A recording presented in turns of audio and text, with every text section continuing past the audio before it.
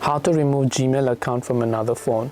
Hey everybody, welcome back to our channel. In this video, I'm going to guide you through the steps on how you can remove your Gmail account from another phone. So make sure to watch the video till the end. Removing your Gmail account from another phone is very simple. Open up the Gmail application, log into your account. Tap on your Gmail profile from the top right. Go to the option called Manage Your Google Account. Under Manage Your Google Account, go to the option known as Security.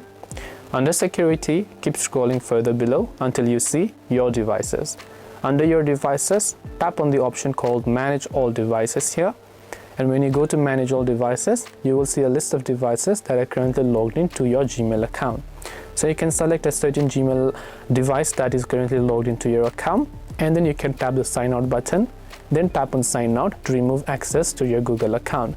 Now what I would recommend you do is you can also try actually changing your password. That will basically log out everyone who's currently logged into your account. So you can also try changing the password if that's what is best for you. So this way you can remove Gmail account from another phone. Hope this video was helpful. If you have got any questions, feel free to leave them down below. Thank you for watching till the end and see you soon in the next video.